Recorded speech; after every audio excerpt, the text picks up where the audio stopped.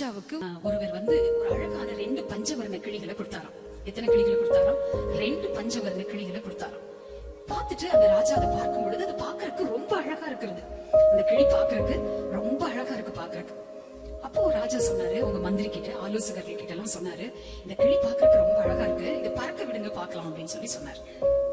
அப்ப அதுல ஒரு கிளி பறந்துச்சு. இன்னொரு கிளி பறக்கவே இல்லை.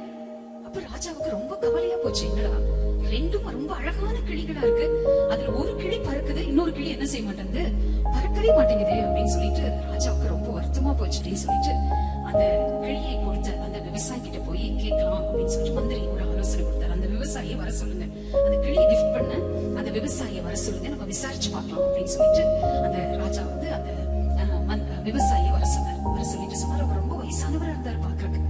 அப்ப எல்லாம் நினைச்சாங்க, நம்மனாலே ஒண்ணும் முடியல, வயசானவங்க என்ன சாதிக்க போறாங்க அப்படின்னு சொல்லிட்டு எல்லாரும் நினைச்சாங்க. அப்ப பாத்தீங்கன்னா ராஜாவுடைய கிளி பறக்கல அப்படிங்கிற செய்தி எல்லாத்துக்கும் பரவிருச்சு. சோ அந்த விவசாயி வந்ததுக்கு அப்புறம் எல்லாரும் நினைக்கிறாங்க, இவர் வயசானவர், இவர் என்ன ஐடியா கொடுக்க போறாரு அப்படின்னு சொல்லி எல்லாரும் யோசிக்கிறாங்க. ஆனா அந்த விவசாயி வந்ததுக்கு அப்புறம் அந்த கிளி என்ன செஞ்சாருன்னா ஒரு மரத்து மேல உட்கார வச்சாரு. எங்க உட்கார வச்சாரு? மரத்து மேல உட்கார. நேரம் கிடைச்சது விவசாயி என்ன பண்ணாரு, ஒருத்தர் கூப்பிட்டு, வேகமா நீங்க மரத்துல ஏறி போய் அந்த கிளியை கட் பண்ணி விடுங்க அப்படின்னாரு. அதே மாதிரி என்ன செஞ்சாங்க, அந்த கிளியை கட் பண்ணி விட்ட உடனே அந்த கிளி என்னாச்சு, ஐயோ கீழே விழுந்துருமோங்கிற பயத்துல பறக்க ஆரம்பிச்சிருச்சு. ஹல்லேலூயா. ஆமென். அந்த மாதிரி சில நேரம் நம்முடைய வாழ்க்கையில ஆண்டவர் சில கஷ்டங்கள், சில பாடுகளை அனுமதிப்பது கீழே தள்ளுவதற்கல்ல, நீ பறக்க, நீங்களும் நானும் பறக்கணுங்கிறதா. எத்தனை பேர் ஆமென் சொல்றீங்க?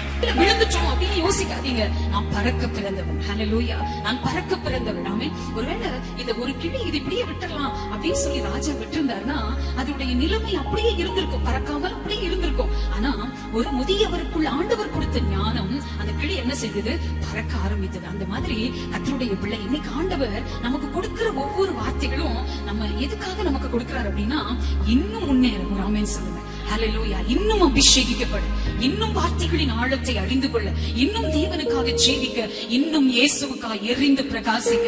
ஹல்லேலூயா. விசுவாசிக்கிறவங்க மாத்திரம் கரங்களை தட்டி அப்பா